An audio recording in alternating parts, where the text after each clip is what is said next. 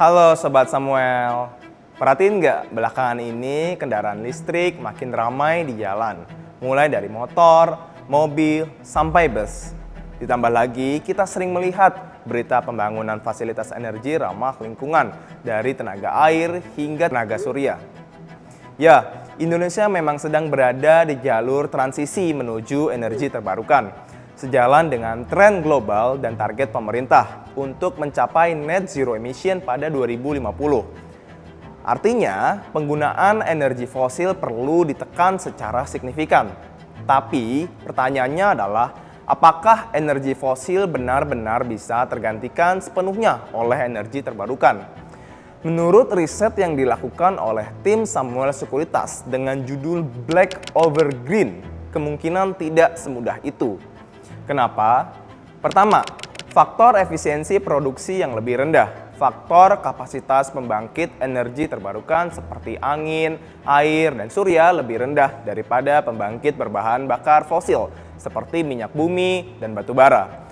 Artinya, dalam setahun, pembangkit fosil bisa beroperasi pada kapasitas maksimumnya lebih tinggi dibandingkan pembangkit energi terbarukan. Kedua, kebutuhan material yang lebih tinggi. Pembangkit energi terbarukan membutuhkan material 4 hingga 14 kali lebih banyak dibandingkan pembangkit fosil. Ketiga, kapasitas penyimpanan yang terbatas. Investasi di fasilitas penyimpanan energi atau grid and storage hanya tumbuh di rata-rata 4% per tahun selama 2015 hingga 2025.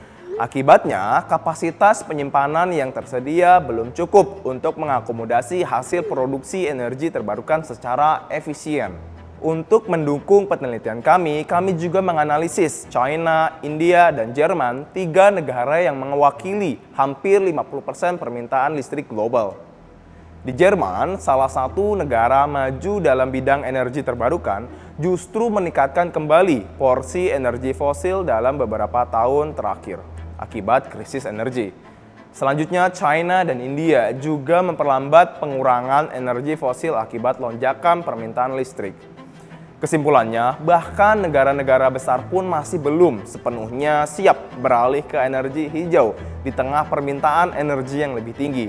Di samping itu, pembangunan pembangkit energi terbarukan pun tidak bebas emisi. Berdasarkan estimasi kami, setiap pembangunan menghasilkan 6.000 hingga 70.000 ton CO2, tergantung jenis dan skala pembangkitnya. Lanjut, dengan asumsi permintaan listrik terus tumbuh solid, serta mempertimbangkan teknologi energi terbarukan saat ini, kami memperkirakan kapasitas produksi listrik global akan kesulitan mengejar pertumbuhan permintaan, terutama di 2044.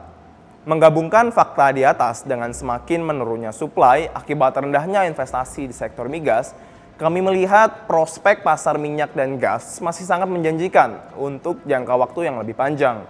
Hal ini juga berpotensi menopang kinerja saham-saham migas di tahun-tahun mendatang.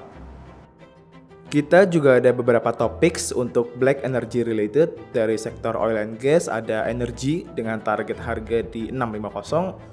Lalu dari sektor CPO, pilihan kita jatuh ke NSS dengan target harga 550. Dan terakhir, dari sektor mining contracting yang masih terkait batu bara, ada Dewa dengan target harga di 350. Nah, Sobat Samuel, menurut kamu apakah sektor minyak dan gas masih akan tetap menarik di tengah tren transisi energi ini? Tulis pendapat kamu di kolom komentar ya. Sampai jumpa di video Samuel Sekuritas Indonesia selanjutnya.